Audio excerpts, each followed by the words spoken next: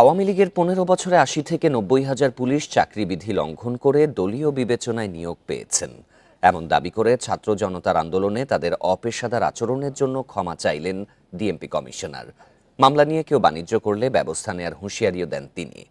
দায়িত্ব নেয়ার পর সকালে ডিএমপি মিডিয়া সেন্টারে প্রথম সংবাদ সম্মেলনে এসব কথা বলেন তিনি।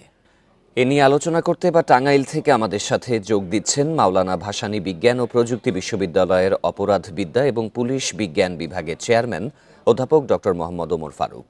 আপনাকে স্বাগত। শুরুতে জানতে চাই যে সাদা পোশাকে গ্রেপ্তারের সুযোগে নিরপরাধ ব্যক্তিদের হয়রানি করা হয় বলে দীর্ঘদিন ধরেই সমালোচনার শিকার হচ্ছে আইন শৃঙ্খলা বাহিনী। এ নিয়ে উপদেষ্টার মন্তব্য নিয়ে আপনার অভিমত কি? এ নিয়ে আমার যে মন্তব্য হচ্ছে যে আসলে এটা তো আমাদের বাংলাদেশের পুলিশের এটা নতুন কোনো বিষয় নয়। এটা হচ্ছে এর পুরনো বিষয় এবং পুলিশ যে সংস্কৃতির যে অপকালচারটা ছিল দীর্ঘদিন ধরে সেটা কিন্তু চলে আসছে। এবং সেই প্রেক্ষিতে যে ডিএমপি কমিশনার মহোদয় যে কথাটা বলেছেন যে জুলাই আগস্টে ঘটনাকে কেন্দ্র করে যাতে কেউ এই ধরনের চাঁদাবাজি না করতে পারে, কিন্তু এই ধারাবাহিকতাটা কিন্তু এখনো শেষ হয়ে গেছে বলে আমি মনে করি না। এই ধারাবাহিকতাগুলি এখনো রয়ে গেছে।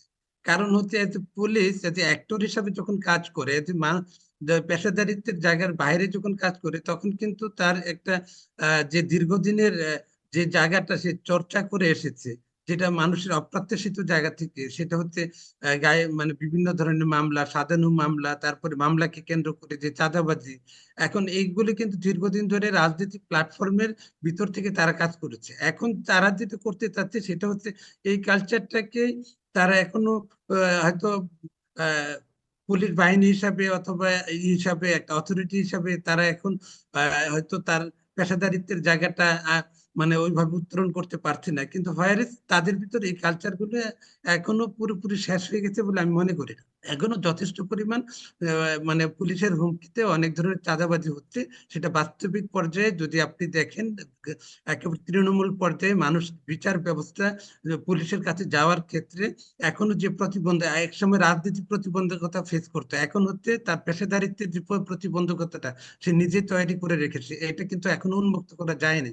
কারণ আমি বাস্তবিকভাবে অনেকগুলি পুলিশের সাথে কথা বলি, ই করে কোনো মামলা নেওয়ার ক্ষেত্রে, ই করার ক্ষেত্রে আগে রাজনীতিক প্রভাবক হিসেবে কাজ করতো, আর এখন হচ্ছে অর্থনৈতিক বিষয়টা তারা নিজেরাই করতে চাচ্ছে অনেক ক্ষেত্রে, এবং তারা অনেক ক্ষেত্রে মামলা নেওয়ার ব্যাপারে অনেক অনীহা, এবং মামলার স্ট্যাটাস এবং আউটকাম দেওয়ার ব্যাপারে জনগণের যে প্রত্যাশাটা সেটা এখন পূরণ করতে পারছে না।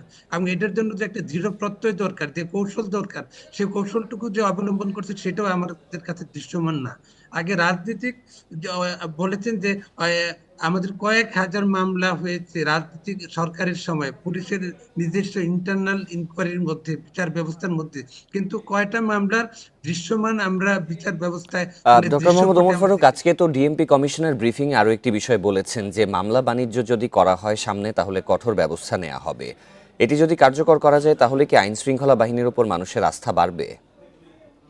এটা যদি কার্যকর ভাবে করা হয়, এখন বিষয়টা হচ্ছে কি যে পুলিশ বাহিনীর যারা ঊর্ধ্বতন থাকেন, এটা এদের একেবারে একটা রাজনৈতিক সরকার ব্যবস্থায় যেটা এখন বর্তমান ব্যবস্থায় যেটা আছে একই কথা কিন্তু ঊর্ধ্বতন কর্তৃপক্ষরা বলেন। কারণ ঊর্ধ্বতন যারা হয়তো তারা মনে করেন যে পুলিশের উপর কোনো ব্লেম আসলে চাঁদাবাজির ব্যাপারে তারা প্রত্যাশা করেন না, হয়তো তারা তাদের কিন্তু কার্যকারী ক্ষেত্রে এই জায়গাটা কিন্তু জনমনে এখনো প্রশ্নবিদ্ধ।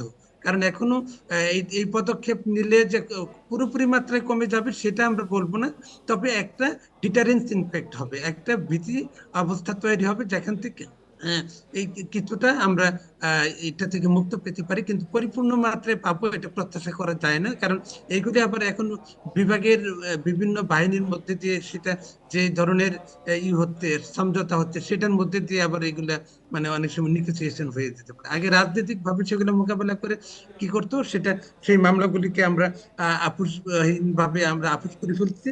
আর পরবর্তীতে এখন যেটা হচ্ছে তার ডিকশনারি পাওয়ারের মধ্যে থেকে এটা যখন করতে চায়, তখন সে এটা প্রভাব প্রলোভনের মাধ্যমে সেটা নিগোসিয়েট করার চেষ্টা করে, এবং অন্য যারা বাহিনী আছে সেটা এখানকার ইন্টারফিয়ারেন্সের পরিমাণও কিন্তু আছে, এবং বিশেষ কিছু বাহিনীর এখানে ইন্টারফিয়ারেন্স আছে। আমি এই মুহূর্তে সেই নামটা বলছি না, পরবর্তী সময় হলে সেটা বলবো। ডক্টর মোহাম্মদ ওমর ফারুক, আপনাকে অসংখ্য ধন্যবাদ আমাদের সাথে যোগ দেওয়ার জন্য।